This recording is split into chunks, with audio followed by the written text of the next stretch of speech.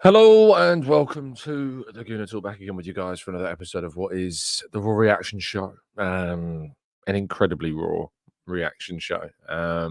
Still not over yesterday, still not over last night, still not over the game, still angry, still really, really frustrated.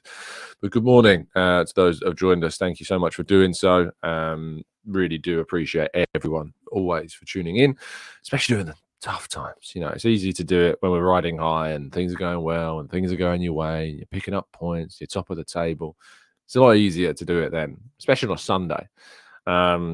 So thank you to those that do tune in and to those live as well that jump up as early as I do to tune into the chat box. It means a lot. Paul, good morning to you, to Peter, to Blackshine, to Old Dave, Pika Who, Jorgen, Matt G, Tony, Damien, Amira, Matt, Temi, Ray, Maximius, Sweating Merlot, Sabre, Gary. Let's scroll down the chat box a little bit more. We've got Shari, we've got Carl, we've got Alan, Angela, we've got Granddaddy Gooner, Paul, Marcus. We've got Owen in the chat as well, and plenty more, guys and girls. Cathartic rant time, says Prog Piglet. You're absolutely right. There's going to be a few of those today. So get your rant caps on, because there is going to be some coming today. Do drop a like, subscribe, all those usual YouTubey things. Shall we get straight into it? Shall we just talk about it? Aston Villa 1, Arsenal 0. Arsenal lost not because of Villa, but because they couldn't finish their dinner. And VAR is just simply horrendous. I am going to really struggle with the fallout of this game, like I struggled with the reflection of this game as I walked out of Villa Park and waited in a very, very long queue for a train. Met some very nice people, some very nice Arsenal fans on the way home, by the way. In multiple situations, actually, in multiple trains, which was kind of the upside of the day, as well as Bournemouth beating Man United 3-0 at home, which is kind of hilarious. But I don't want to focus on that, because I want to focus on the game, even though I want to focus on the positive things, because they're the things that keep me going. But what I'm going to get really annoyed by in the coming days, weeks, is the praise that Aston Villa will get for this. The praise that Aston Villa will get for winning this game. And look, to a degree, you respect Emi Martinez's performance, which was very, very good. You respect the substitutions by Unai Emery, which certainly changed the game in a good way for them and helped them to keep the lead. But other than that, the best way to think about the Aston Villa performance is that flip the script a second. Put Aston Villa in Arsenal's place. If Arsenal are at home and played how Villa did, with the high line that they did, playing into their opponent's strengths, came out with a win that was only at the merit of decisions having to wildly go in their favour, and for the opposition to miss chance after chance after chance, we would be coming out of that game thinking, my goodness me, we've got away with one there, and there are some serious questions. I think that's how we would be looking at it if it was that way around. But we're not on that side of the fence today. We're on the other side, and it's not a nice place to be, because it's a side of the fence that we continue to always be on. The side of the fence that just doesn't give you the right calls, doesn't give you the right decisions, misses clear and obvious errors. And we are in a situation now, and I'll come on to this in more detail later, where our manager has been theoretically bound and gagged into giving his own personal and honest opinion on things, because if you do that, the hammer comes down. We're still awaiting the final results of his FA charge that happened weeks ago. And I wonder if there's going to be another touchline ban. And I wonder what game that might be that he might get that ban, if indeed he gets one. But we'll cross that bridge when we come to it. So McGinn and done. Aston Villa scored. Created very much little else besides a few counter-attacks. David Raya, really good save from Ollie Watkins. That was onside, I think. Looking at the replay, very close that call was. So David Raya pulled off a very good save in that moment. But Arsenal defensively not good enough in this. When they did concede, Ben White not good enough. Probably Ben White's poorest performance of the season, to be fair. And there's been a few question marks about him defensively. Has there been? Ben White, Arsenal defensively on the left, were caught out in the area in which obviously we always seem to get caught out. So whilst we were certainly good going forwards and are good at building up play on the left-hand side, building up play, we were good on the left, finishing our chances on the left, we certainly weren't. But it was McGinn and done for Villa. You know, they scored early like they did last season, but Arsenal didn't have anything to hit back with in a meaningful way, in a clinical way. And it got them the result that they wanted and that they didn't deserve, like they did against Manchester City. You know, that was a fantastic performance from Villa. That was the performance I thought we were going to see from Villa, an attempt to replicate what they did against Man City, but it wasn't. Arsenal were the dominant team on the night and certainly deserved far more than they ended up getting. Gabriel Martinelli was probably his poorest performance of the season as well. Wasted the perfect game, I think, for him. Martinelli, I think, is one of, if not our fastest player. And when you play such a high line like Villa did, and you get in so many times down the left-hand side, you have to try and take the opportunities that come your way, and he didn't do that. He wasn't as effective as he really should have been. And I was gutted when he came off, not because I didn't feel it was deserved, because I think, yeah, sure, he wasn't producing in the final third, and he wasn't finishing, he wasn't getting the right passes in, but I actually thought it was the wrong choice. I thought it was a mistake to take Martinelli off, because the thing is, with Trossard isn't Martinelli. Trossard is not a fast winger. And that's why I've been saying for a long time, for those that think that a striker is what we desperately need, I'm like, no, it's really not. We need another really fast wide forward. We need another rapid player, because it's these types of games where we only have Trossard coming off the bench, who's a different type of player. Trossard's great when you go up against those low blocks because he's really good and technical and he can get those balls to the box really well. His movement's really good. But if you're playing against a higher line and you're playing those balls in behind the left-hand side, as soon as we took Martinelli off, we lacked that edge again. We lacked that speed. We lacked it. So even though Martinelli wasn't giving enough in terms of his end product in this game in particular, even though he wasn't giving that, I felt as though maybe it would have been the right decision to keep him on, or if you wanted to bring another winger on, maybe Nelson would have been the better pick, because Nelson's faster and got that more winger style than Trossard does. So I think maybe we got that a little bit wrong regarding the substitution of Martinelli. But yeah, really, really disappointing in the end with that. Martin Odegaard missed two massive chances, two really big chances, and the the one I'm talking about mainly, where he shoots to Martinez's right, his left, and it's like such a great chance. It's really good build up from Arsenal. Everything that was in that moment, Havertz and Jesus, and the layoff, and it should be a goal. And in any other game, I think he scores. It just felt like nothing was going to go. Nothing was working for us. Any other game, I think he scores. And Martin Odegaard just didn't finish it here today. And was very, very frustrated with his performance. And I chat with him after the game. He's very, very frustrated, and understandably so. He didn't seem right. He didn't seem right last night. You know, he's been big for us, huge for us. He's a world-class player, without question. And anyone questioning his ability is frankly absurd, beyond measure. But he didn't have a good game yesterday, and he couldn't finish. Couldn't finish in the right way in the right moments, and sadly it cost us, because had he have done, I think we probably would have gone 1-1 in that moment and probably gone on to win the game, but it wasn't to be. But beyond the fact that we couldn't finish our dinner and we couldn't score the chances that presented themselves, we were utterly and entirely not playing just against Aston Villa yesterday. We haven't been playing against just the opponents for a very long time. And Arsenal have a target on their back. Arteta has a target on his back. And Arsenal are treated differently to everybody else. Period. We just are. We're just not the same as anybody else when they're refereed. We're just not. If this situation, if you're listening on audio, what we're looking at here is a picture of Gabriel Jesus being kicked in the back of the leg in the box by Douglas Luiz. If this happens if it's us doing this, it's a penalty.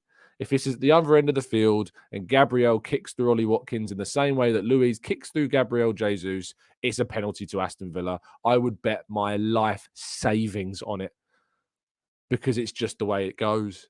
It just is different. It is different for us. We are just treated differently, and that's the way that it goes. It's just the way that it is. And if we win the league, we won't just be winning the Premier League against 19 other clubs. We'll be winning it against the Premier League and the FA and everyone as well. That's what we'll be doing because we are, as I keep saying, treated differently. We just are. And I'm so sick of it. I'm just so entirely. It just makes football boring. It just makes it boring because you're not playing on a level playing field. You're just not. And Arsenal continually seem to have this situation grow where their manager can't speak. I'll talk about that shortly. And the decisions that should fall our way don't. VAR is a menace. The people behind it are, the technology itself isn't, but the people behind it are an absolute menace to the game. I'd just scrap it at this stage, I'm sure. Because the thing is, referees aren't making calls anymore. Ironically, the one that they did make at the end of the game of Havertz, which again we'll talk about, is made on a complete guess. If we're honest, the ref guesses with that. I'm shocked that the referee even gave that. But I think that this is disgusting. It's a disgrace. It's a disgrace. It's a disgrace. It's embarrassing. How can you punish Mikel Arteta for using these words when they are the words to describe the system? How can you punish him for that? How can you punish Arteta for that when he is talking pure facts? Pure facts. It is disgraceful. It is embarrassing. I am sick of it. Arteta is so spot on in his analysis of these decisions and of these people and of this technology and the use of it. It's a clear penalty. It's a clear penalty. It's not even silly. It's not even funny. It's not funny. It's not funny at all. I haven't laughed once about this game. It's just not funny because it's boring. I'm so sick of Arsenal being treated differently now. This, if anything, this situation, it's a blatant red card on Eddie Nketiah. And do you know what the funniest thing that exposes how ridiculous Jared Gillett is as a referee in this game is that Diego Carlos gets a yellow card. Now, if you're watching on YouTube and if you're not, and you're on Spotify and you haven't seen this image, I suggest you hop over. Because what I want you to do is look at the bottom of the picture. Now, I'm going to wait. And let me see if anyone in the chat box can notice what I notice when I see this. And I'll give you a clue. Diego Carlos was given a yellow card. Now, tell me what you see at the bottom of this picture, which tells me why it is staggering that Diego Carlos received a yellow card for this. In any reason as to why. Can anyone tell me? Yeah, thank you, Jorgen. The ref's not looking. The ref's not looking at it. He doesn't see it. He does not see it. He doesn't see it. He's not looking at it, and yet he can decide to give a yellow card for this. No one else is looking at it either. The linesmen are looking at the potential offsides. They missed that as well. And yet a yellow card could be given. How can a yellow card be given? If a card is being given for this incident and it's not then flagged up to VAR, and if you're saying the linesman saw it, why is he not flagging? Why is there no flag gone up? If the linesman's seen it, surely the flag goes up. So they've not seen it because no one's flagged for it. And the ref's can't see it because he looks 180 degrees in the other direction. And yet it doesn't go to VAR, and VAR don't even send the referee to the monitor. It's just assault. It's the same as the Bruno Guimaraes situation. But I guess, forearms, we'll be told, are made of marshmallows and clouds. So they don't hurt you. Forearms, they can't hurt you. They might phase through you, I was watching the Marvels the other week, and there was a superhero in that, phase through people. I'm assuming that Diego Carlos shares the same power and just phases through. And Nketiah was just kind of expecting it to hit him and jumped out of the way. It's just a red card. It's awful. I'm really struggling not to swear on this show this morning, so sorry. Cover your kids' ears. Now, the one that is the least, it's the least controversial in the rules. And a lot of you are going to disagree with me on this because a lot of people disagree with me on social media, and I've tried to explain it. By the way, still images are never, ever, ever going to give you. So if you're ever in a debate about the handball with Havertz, if you're ever in a debate, don't use still images. I'm using still images because I can't show you video for copyright reasons. If you're ever in a debate, don't show them still images. Show them the video, right? So let me talk you through this. Ball comes into the box. Havertz plays the ball onto Matty Cash's upper arm. The upper arm where the ball hits Matty Cash is not handball. So can we forget about the idea that Matty Cash, quote unquote, handballed it first. He doesn't. I'm sorry to disappoint you, but this is the rule. Where it hits him on his arm, and the proximity is ridiculous anyway, where the ball hits him on his arm is the cutoff point for where handball like starts and ends. It's you don't see them given for where the ball hits Matty Cash on the arm. You just don't. Okay, so we can eradicate the whole Matty Cash handball it first. He doesn't, because where the ball hits him on his arm is A, the proximity was too close, and B, it doesn't matter anyway because it doesn't hit him on the part of the arm that actually counts as handball. So we can get rid of that for starters. That's just the law. So it's not debatable. It's not subjective. It's the law. So we can get over that. Secondly, the ball then comes back when it goes into the box. And as you can see, it does hit his arm. That's why I'm saying watch the video. Watch the video, because the ball strikes Havertz's right forearm near his hand and changes direction. And that's what gives them the evidence to rule the goal out in the end.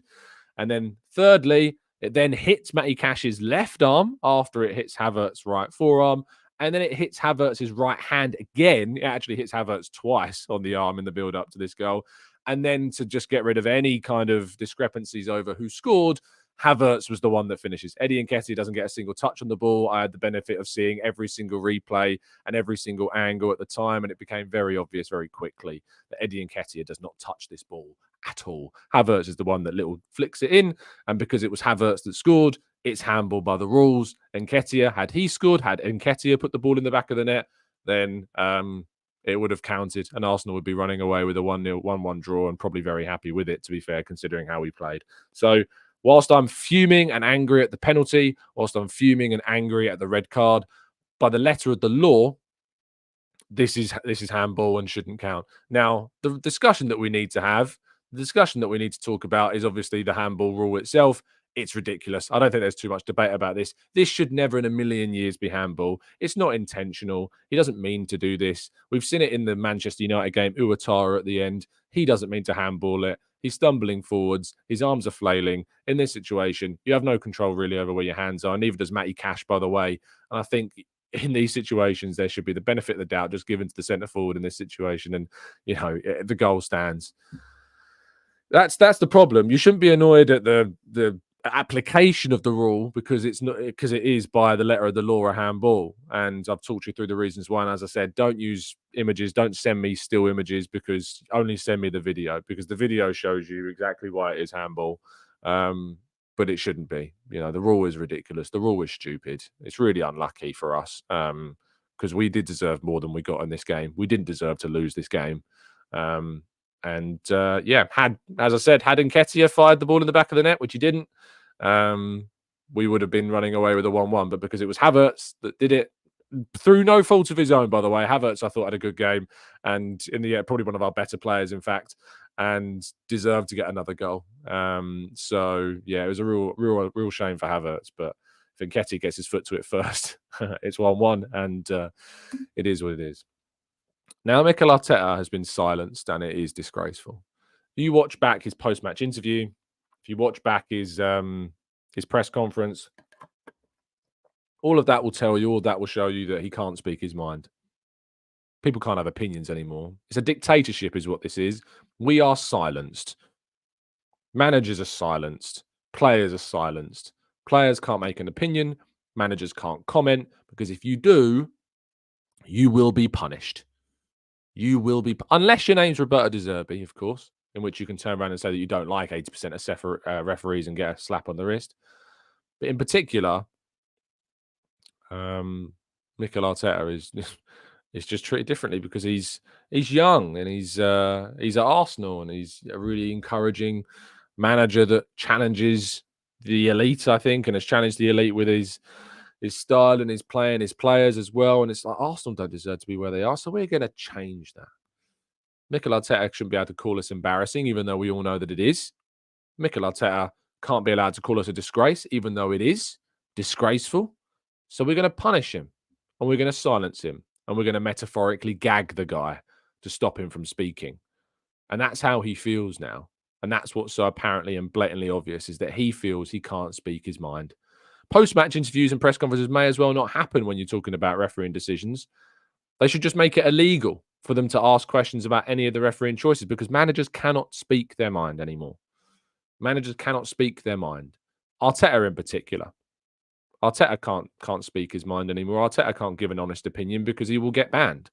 He will get carded. He will get fined. He will get sent to the stands. He is, as I've said throughout this entire show so far, he is treated differently because he's Mikel Arteta and he dare question the powers that be. It's disgraceful. If you want a little bit of positivity on a really, really dark day, Ethan Nwaneri scored 5 goals in a 7-1 Youth Cup win for Arsenal's under-18. So I'd love to see him play on Tuesday against PSV. I think you play the kids, play the fringe players, give Nwaneri a chance in the Champions League. You know, he scored 5 goals for our under-18s. He's a star. He's a talent, and I hope that we start to give him more opportunities in the senior side. So yeah, let's wait and see what happens. Right, let's go to part 2 and your questions.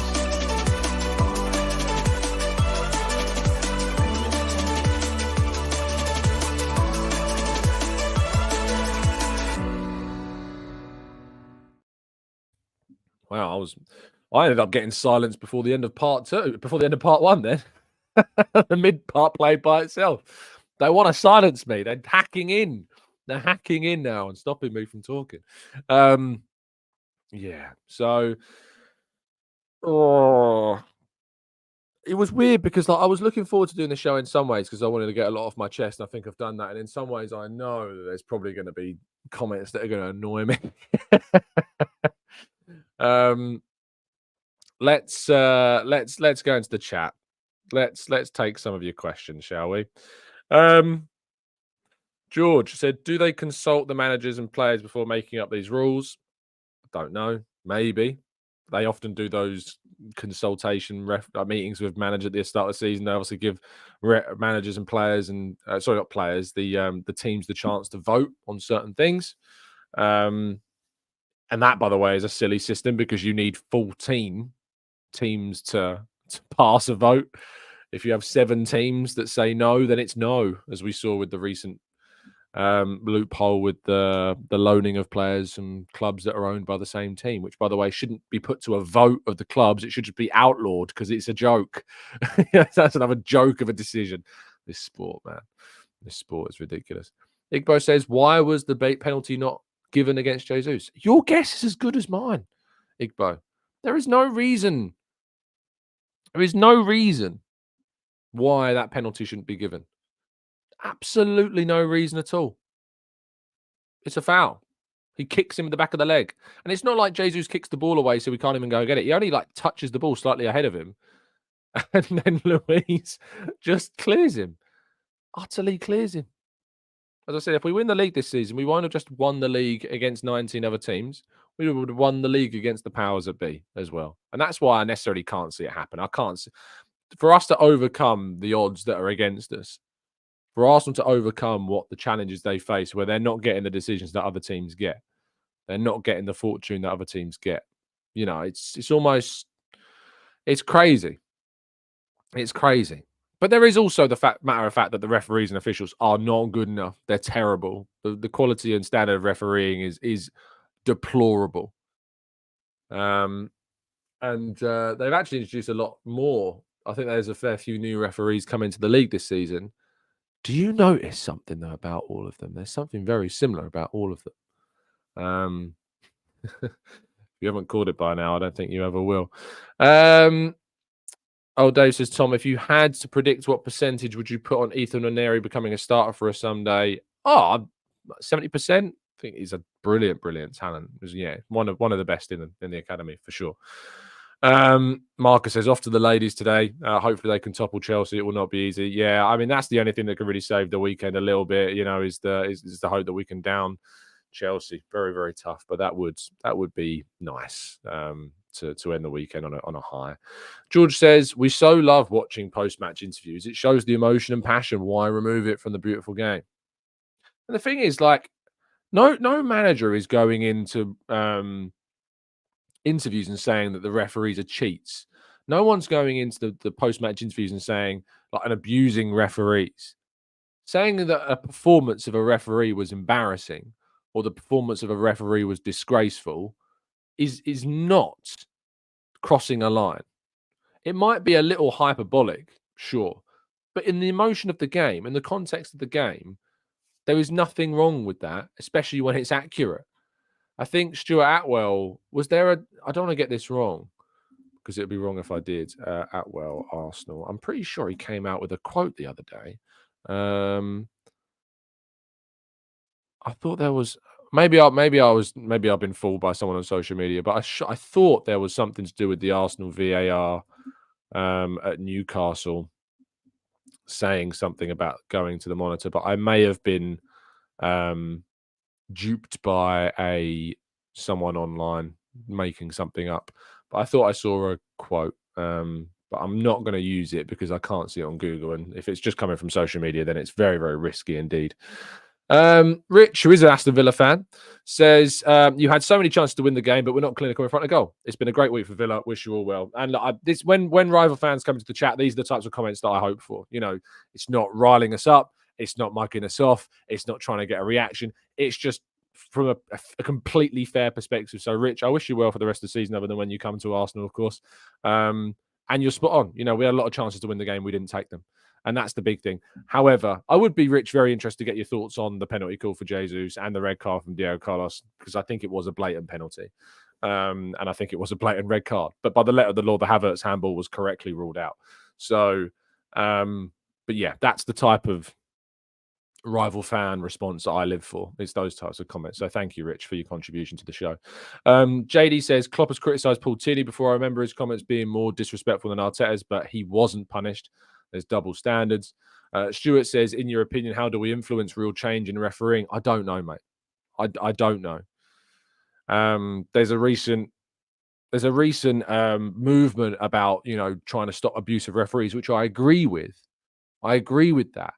That said, I do feel as though that a movement to improve, you know, I think a movement to improve the treatment of referees should be begun at the same time as a movement to improve the quality of the officiating, because I think those two go hand in hand. If we improve the officiating of the officials, there will be less instances of abuse. Now, I'm very cautious of saying that because there is, and you probably could fairly accuse me of legitimizing the abuse in some ways, saying, well, if they were better, they wouldn't get abused, which would be wrong to say, because abuse is categorically, bottom line, not acceptable, and referees shouldn't get abused because, as I've talked about on the show before, if we don't respect the referees, you won't get people becoming referees, and we need referees to be in the game. So that's important. But I do think that a movement to try and curb the abuse of referees is right, but should be done alongside a movement to try and improve the quality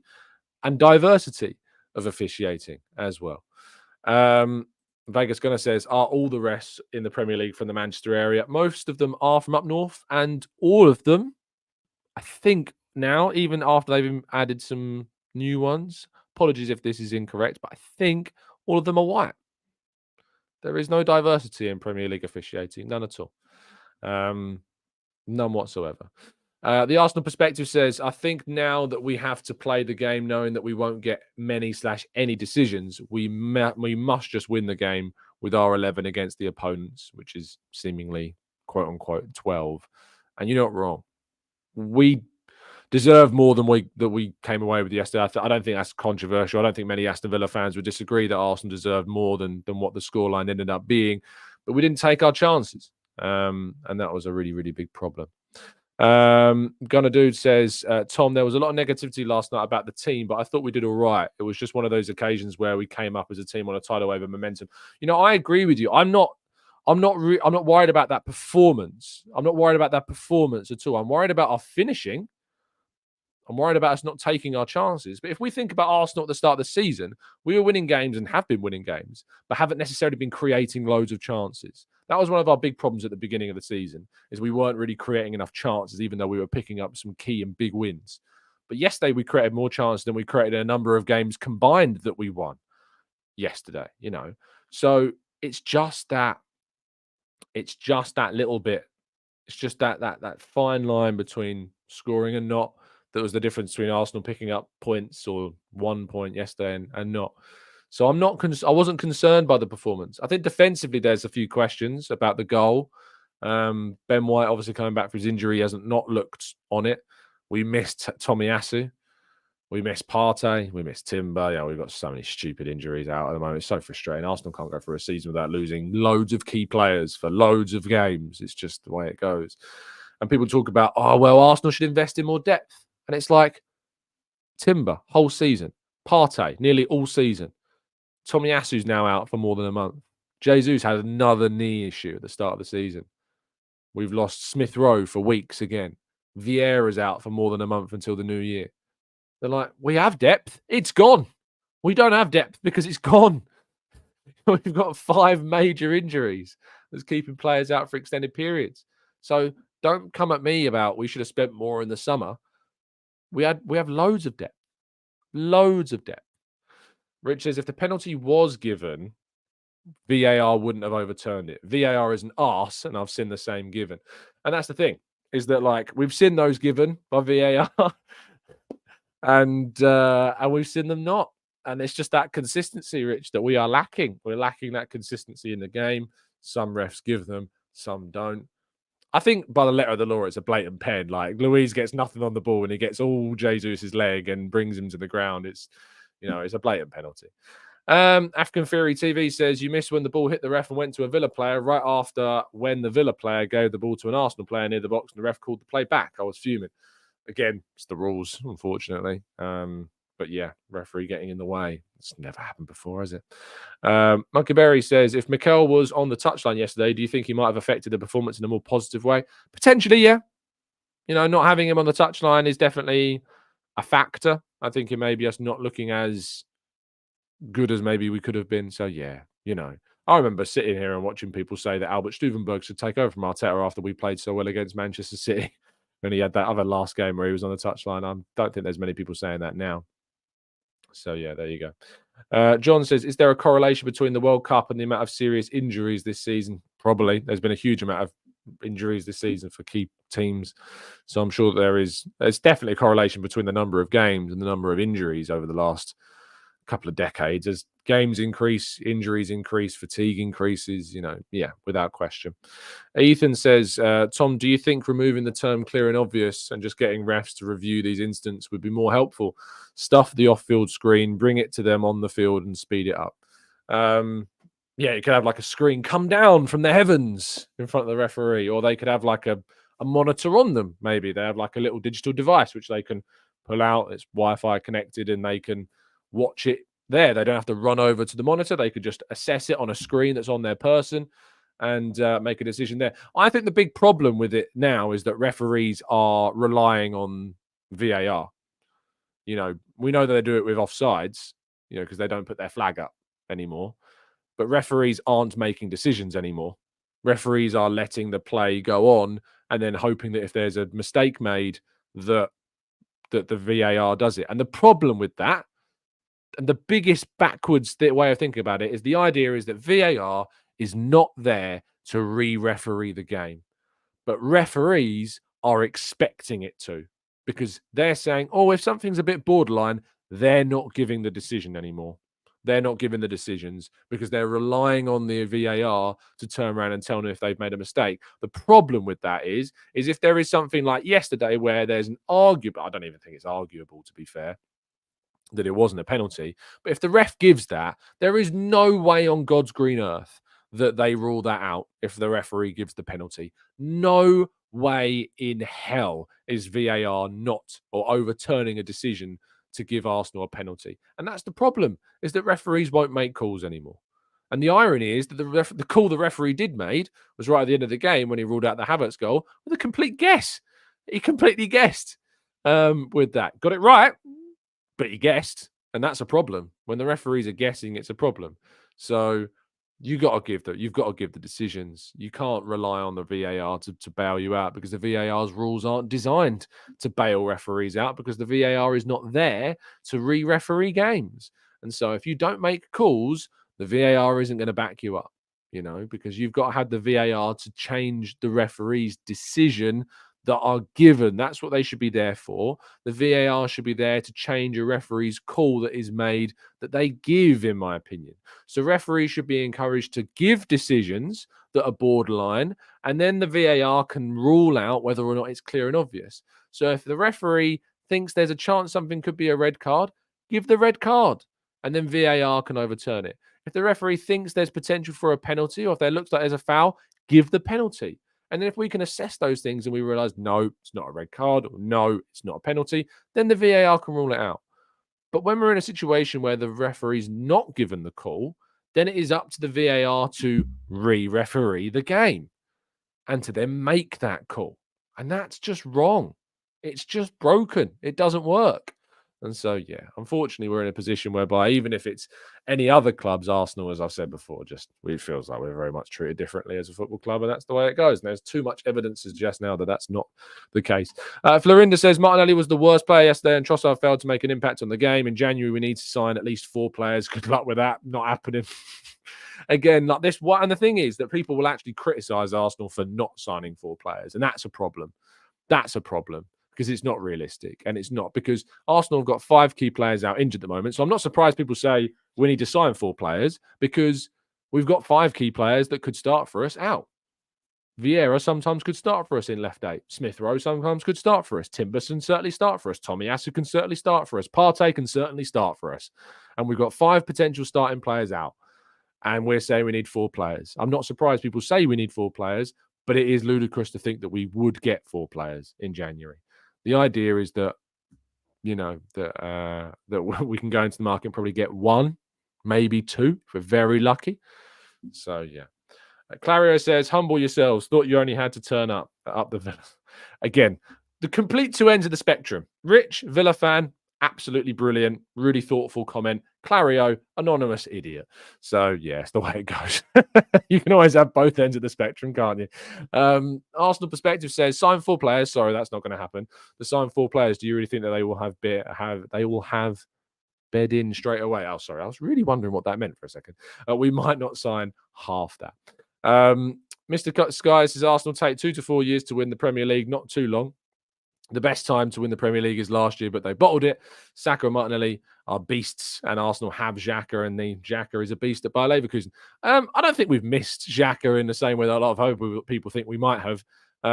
Would we have benefited from having Xhaka this season? Yeah, we probably would. But I don't think that's... if you look at where Arsenal are this season compared to last season, I don't think Xhaka's exit, is a reason why we're not top of the league right now. Arsenal's chance in saying we didn't bottle it last season, by the way. We lost our best player of last season, which was William Saliba. We didn't have Partey for a number of key games at the end of the season either. It was very obvious why Arsenal didn't win the league. You can't bottle something when the team that you go on to win the league have won the treble and have won every single game until they win the title after they drop points in February or wherever it was. It's not bottling things at all. That's just the reality of football. So yeah, it is what it is. Hopefully Arsenal can go on and do it this season, but I'm not entirely confident. I've said before, Arsenal weren't my favourites to win the league this season. They're still not my favourites to win the league this season, so I don't expect them to win the league this season. But I hopefully aim for us to win the league this season, and we have to try and go as far in the Champions League as we feasibly can. Amira says, why does it feel illegal for fans to talk about VAR? Win and it's you won, stop complaining. Lose and it's you didn't do enough, which can't be true. But why do players have to do more but not the refs? There was a really interesting quote from Jesus against Southampton last season, where he talked about trying to stay honest during that situation. Let me see if I can find the quote. Here it is.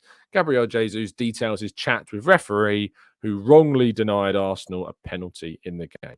He said, I don't like to... Oh, here we go. Hold on. Where is it? Boom, boom, boom, boom. I don't like to talk about the referee's decisions. I just want to talk about our performance. But sometimes it can change the game. I spoke with him right after, and he said, if you go down there, maybe I can give a penalty. But I think I was fair. I tried to hold, tried to keep standing, tried to finish the action. But at the end, he grabbed me, and it was impossible. So I go down normally. But that is not the reason why we didn't win the game, etc., etc. So it's very honest, And this time around, he goes down. Jesus goes down because he gets kicked in the box and it's a foul and it's not given. So he goes down under referee's instructions to go down because that's when they can maybe give the decisions according to the referee. and nothing's given. So what do you do? What do you do? Chris says, Tom, if we get a better striker, Jesus can go on the wing. We've lost the moving. I'm sorry, but like Jesus was arguably our, I think, alongside Havertz and Rice, our best player yesterday. Everything we did involved Jesus. The movement in the box, the way in which he was linking up play in the middle. And if you've got a different type of striker, if you've got a more traditional centre forward, I'm sorry, but we don't create as many chances as we create yesterday. I don't think we get into necessarily any more, maybe even less scoring positions than we did yesterday. Jesus was really, really important. Really, really important.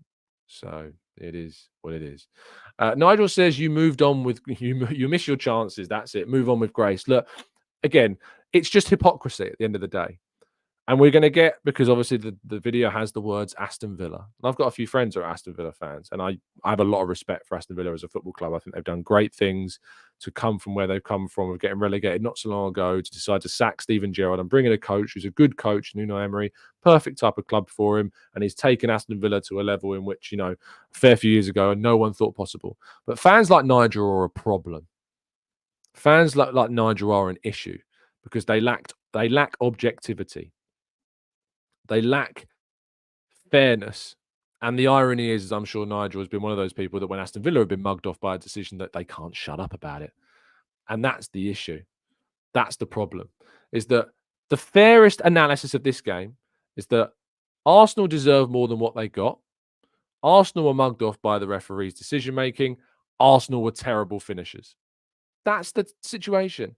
And if this was the other way round, and it was Unai Emery in charge of an Arsenal side that played like that, I wouldn't be necessarily too happy with the performance. And I would think that we got away with one. And there should be no Villa fan that doesn't think they got away with one yesterday, because they did. It's not about having grace. It's about football, mate. Grace. Probably haven't shown any grace in your life when Villa have lost. Dow says, do you know why Nelly wasn't making runs in behind? He was faster than their whole back line, and they played with such a high line as well. He was making runs in behind. He just didn't have that. He just didn't have that necessary, like, what's the word? Cutting edge. He didn't have the finish. He didn't have the final product. And so that's why things were different. Martinelli was making runs in behind, but he just wasn't doing enough when he did make those runs in behind. And that was a problem. Front Yard says, Tom, I think yesterday was an example of something I've wanted for a long time, which is an upgrade in right back. Ben White is amazing, but there are better ones out there. I don't think it's necessarily about upgrading on Ben White. I think it's about bringing in something different to Ben White. So I'm a big fan of Jeremy Frimpong at Bayer Leverkusen. I'd like to see Arsenal have a different type of option at fullback, a varied option, someone who's more offensive, someone that's like, if you're losing and you need someone else, you can bring on a wing back. That's what I want. It's finding someone who is different to Ben White, I think, is what's important. So, yeah. Akbar says, am I the only one who thought Saka was worse than Martinelli yesterday? Maybe. I thought Saka had a good game. Just was kicked to pieces and not protected, and had a better end product in the end, I thought, than Martinelli. I know that it didn't result in a goal, but I think he looked more threatening than Martinelli did on the day. Adjura says, thoughts on changes that we need to make going into Liverpool? Pray that Tomiyasu gets fit, which he won't. Pray that Partey comes back, which he won't. So, yeah. Clive says Ben White was carrying an injury. He is so strapped up. Yeah, he is. And he plays through injuries a lot and stuff. I don't think it's unfair to say that I'd quite like a different type of fullback, though. I don't think it's unfair to say that Ben White didn't have his best of games. There's reasons, as Clive points out, that, he's suffering with an injury, and he's playing through pain and playing through these issues. Even though Arteta turned around, to be fair, Arteta did turn around in his press conference, said the words, he's perfect. So, if we're going to try and take Arteta's words for what they are, as we often try and do, he did turn around and say that Ben White is quote unquote perfect. So it's difficult to say, given the benefit of doubt when we're hearing things like that. But I'm certainly mature enough to admit and say and recognise that Ben White is not fully fit. It doesn't seem, and he is still recovering from that injury. So I don't think it's unfair to say that I'd quite like something different as another option. And as Mikey points out, we might already have that, because we might have that in Yuri and Timber. And maybe we were doing different things with Yuri and Timber. and maybe Timber would have offered something a bit different to what we've already had with Ben White. So it could be that we already have that player, but we won't know until maybe either the end of this season or maybe even into next season. We might not even know, and that sucks a lot. Because this season could have been very different if we'd have had a little bit of extra luck with players and ultimately the right decisions being made on the day. Let's go. Sabre says, are we going to talk about Raya? He was incredibly flappy yesterday. Okay. I think this is a great example of the perception being affected by the debate. Now, there was a moment at the start of the game where Raya has to climb above, was it Saliba or Gabriel, one of the two centre halves? Watkins is there, and he struggles to get hold of the ball. That was the only time in the entire game that I thought that you could use the word flappy to describe Raya. That one. If it wasn't for David Raya, we would have lost this game 2-0, maybe 3-0. He made a humongously good save from a Watkins shot that was, for me, onside. From the replay I saw, he looked onside. Didn't have the benefit of the lines, and there wasn't any VAR check because he saved it. But this, for me, and Sabri, I'm sorry to call you out because you are one of our long-term listeners, and I'm not disrespecting you by doing so. And I think it's important to point this out. I think this is where the debate about Raya Ramsdale is starting to affect perceptions of performances. He had one poor moment, which was, as I've described, that moment where he climbed above one of the centre halves and couldn't quite catch the ball. Just that moment. And yet some, that includes you, think that he had a poor display. And Sabre says, no, it's fine, I'll take this. And this is what I mean. There's no disrespect meant by this because Sabre is one of our long-term listeners, but you're wrong on this one. Raya was great. Was one of our better performers. I couldn't necessarily do anything about the goal. He's unsighted. The defender should do better to prevent the shot. And it's past him. It's very well hit shot from McGinn. Does really well to spin, but it should be defended a lot better. But yeah, I worry that, and I'm glad, to be honest, I'm really glad that comment's come up because I think that Sabre, sometimes that comment represents what a lot of people unfortunately fall into the trap of, is that the debate around the goalkeepers, the frustration that Ramsdale isn't playing, affects our perception of a performance. And actually, if you go back and watch the game, he was good. And the save from Watkins is world class. It's a world class save. It's one of the best saves I've seen in a long time from an Arsenal guy. I say a long time, probably since Ramsdale's at Liverpool, to be fair, since Raya's in the North London derby. But as a reaction save, it was world class. World class. So yeah, I'm glad you brought that comment up because actually that enabled me to talk a bit about Raya's performance. So thank you for that. James says, I will say the fact that Raya with his arms can't seem to outjump anyone over 6 foot, and that's a bit of a worry for me. Maybe, potentially. His stats for collecting crosses last season were excellent for Brentford. So I'm not going to judge that because the record is that actually he can do it quite well, but he's had a couple of instances where he's been beaten or he's misjudged it. Again, I think the situation is making him worse than he is. I think if you want to know how good David Raya is, watch him at Brentford last season. I think the dynamic that Arteta has created is hellish, and it's ultimately, I think it's affected both of our goalkeepers, and it needs to be rectified very, very quickly. AJ says, I'm thinking about unfollowing Arsenal from social media and as a club as well. I'm so tired of this weak team, no killer instincts. AJ, I suggest you do it, mate. Go off and, if this isn't for you, if this sport's not for you, if this club's not for you, if you can't stick with Arsenal through thick and thin, it's not for you. So, yeah, maybe go off and, I don't know, Red Bull Salzburg.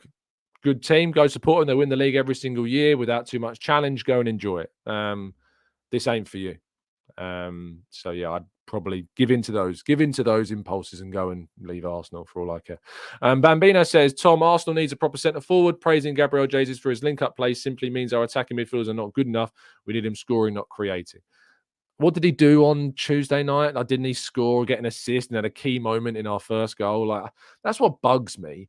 That's what really bugs me about this, is that Jesus gets undue criticism. If you have a look at what he is as a profile of player, Gabriel Jesus is perfect for what Arsenal are as a centre forward. As a centre forward, Arsenal is perfect for Arteta's system, other than the fact that his finishing could be a bit better. If his finishing was a bit better, he would be perfect. And the idea that we would go and, pick up a better centre forward than him is an incredibly difficult thing to do. So let's get rid of that. Continue. Back to main. Continue. How do I get rid of this? Let me continue. There we go. Thank you. Sorry. Ads everywhere.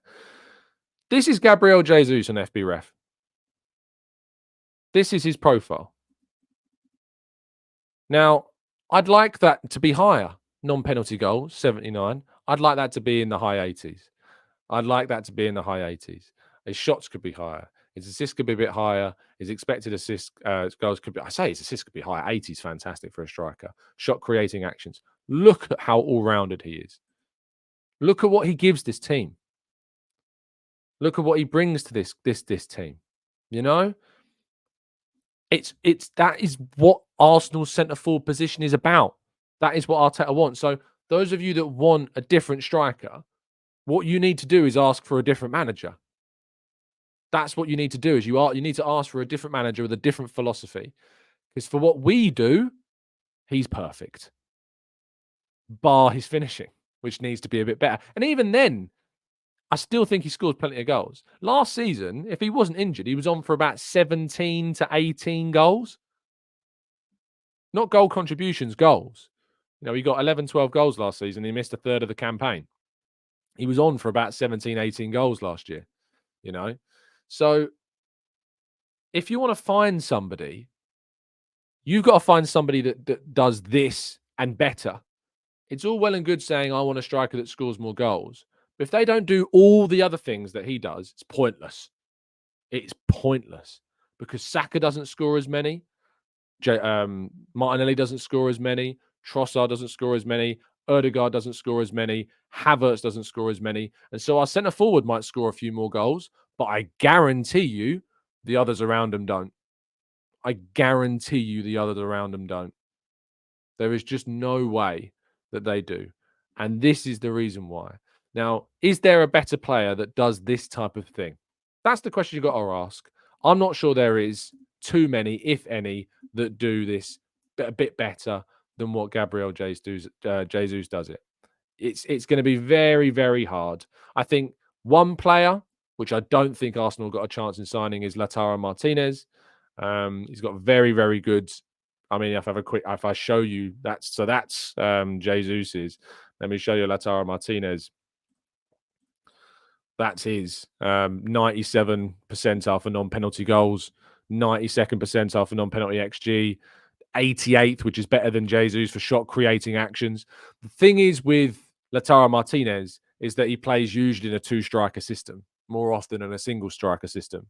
So I don't know if the system wouldn't work necessarily. And I think that, and obviously for Argentina, when he has played as a single striker, he has suffered a bit. So that would be my question mark about Lautaro Martinez, is whether or not he could translate that, into that role. And that's what we need. We need to find a centre forward if you want to sign one. And I've got no issue with someone saying we need more firepower. I've got no problem with that. But you need to find the right firepower. You need to find the right one. So for me, the philosophy of Arteta's attacking line is a crux of it, a cornerstone of it, is having a centre forward that connects, having a centre forward that pulls all the strings together. For those that have watched the Loki series, at the end of the series where he pulls all the time streams together, and that's what we need. That's the centre forward that Arsenal need. I wish he could be better as a goal scorer. I want him to score more goals. I think he does score more goals and does contribute more goals than people give him credit for. But that's the criticism I've got. That's what I want to see more of from him. But it's just, in my opinion, such a lazy view in saying Arsenal need another striker just because, if we had a different striker, and I'm really avoiding saying the obvious, he who should not be named player's name in this show. I'm desperate to do a show without saying his name because that's the player that people say. I'm so sick of the idea of that because it just wouldn't work. Sorry, spoiler alert. I've probably ruined low-key for people. Sorry about that. Hopefully you've already seen it. It's not a big spoiler, don't worry. It's not like it's. Don't worry. I'm so sorry. James says, I do agree with. To be fair, it's been out weeks. You should have watched it by now. James says, I do agree with Tom that we need more depth in the forward positions, and more likely a wide forward is probably more important than a centre forward in January. And that's what I'd rather see Arsenal go out and sign, like a rapid player. Like if Pedro Neto can be relied upon fitness-wise, and I know that I've turned around and said that, I'm not really fussed about injury records anymore because everyone gets injured anyway, and I know that's true. Everyone does get injured anyway, so what's the point in looking at a player's injury history because they're going to get injured at Arsenal anyway? But for me, rather than a centre-forward, I'd bring in a wide forward that can play as a centre-forward as well. I just don't see an upgrade on Jesus that's out there. And people will say, well, we need to sign a better upgrade than Nketiah. And I think that you do that by bringing in a versatile forward, not by bringing in another forward. I think you can bring in another wide forward, another versatile centre forward is what we want. And that can offer you something. Like Cody Gakpo, when Liverpool signed him, I think Cody Gakpo would have been great. I think Gakpo would have been fantastic for us. Get him on the wing. Great pace, great power in behind, and can also play centre forward if you wanted him to. Like that archetypal thing, that's what I wanted. That I really wanted Arsenal to sign Gakpo, and we didn't. So there you go. There's Cerebral Hyper completely outing himself, saying Rare is rubbish after that performance. I love. Sometimes I don't love Arsenal losing, obviously, but the only bright side from a content creator perspective and one with the community is that these defeats and these poor results really do expose those that didn't really watch the game properly, don't they? Really do expose some people, don't they? It's fans like Tom why Arsenal will never win a league title again, says Cerebral Hyper. Yes, it's fans like me. It's all me. It's all me. I'm the one making the decisions. I'm the one. Because yes, if we shout and scream and say Arsenal need to go into the market and sign X player, whoa, stick your chest out, say it how it is. Oh, yes, we're going to win the league now because we got a bit angry on a stream on YouTube. I'm so irrelevant. I'm so meaningless in the scope of Arsenal. I thank you for giving me this much relevancy. I really do. Thank you for putting up my position. Thank you for raising my profile to the level where you think that I have an impact on whether or not Arsenal win the league. Thank you for that compliment. It means a lot. But to say that outs you as an absolute moron. It really does. Byron says, why not get Vlahovic and play Jesus on the wing or Havertz playing off of Vlahovic? Again, is Vlahovic the solve of all of our problems? Is this really the solve of all of our problems? I don't think he is. He's got a few goals this season. It's not been great. I'm not sure Vlahovic is the answer. If it was me, I've said this before, I think we need to go young. I think we need to look at someone who's got the high ceilings, a Boniface, a Santiago Jimenez, a Benjamin Sesko. Bring in someone young that's better than Nketiah, already, and that has a ceiling that could get higher than Jesus. That's what I think, look at someone like that. But again, we need to do more research. We need to look at, we need to have a look more so at the options and what they're like stylistically, because they have to fit. Again, Tib says Ollie Watkins. Again, no, he's not the right profile of centre forward for this system. So there you go. Prog says, deduct my wages. Yes. Deduct my wages, please. I'm going to get fined. I'm going to get fined because I haven't done my job for Arsenal. And, if I don't, we won't win the league. It's all on me. It's all on me. Anyway, yeah, before I lose my head anymore, we should probably end the show there. I've got a lot off my chest. Thank you for listening to me. Thank you for sticking around. It means the world. Please do drop a like on the video. Please do subscribe to the channel. I'll be back with you guys tomorrow morning for more breakdown of the Premier League's action this weekend, for more reaction and fallout to what happens. Keep your eye on a potential charge for Arteta, just to wait and see if it waits just that little bit extra to see if it is done before Liverpool. See if the Brighton game rolls around first before Arteta's charged. Just keep an eye out for that. Just keep an eye out. It's going to be very interesting indeed. It's going to be very interesting. Thank you, everyone in the chat box. And I mean it. Thank you to everyone, even the haters who have made this show even a slightly little better this morning, because you've provided a little bit of nice, kind entertainment. And it is just entertainment, because there's nothing legit about anything that they've said. So let's enjoy our Sunday. Relax, take your mind off football, go and enjoy some hobbies or the birds and blue sky, well, not blue sky, grey sky. Get some fresh air. Have a fantastic day, people. And as always, up the Arsenal.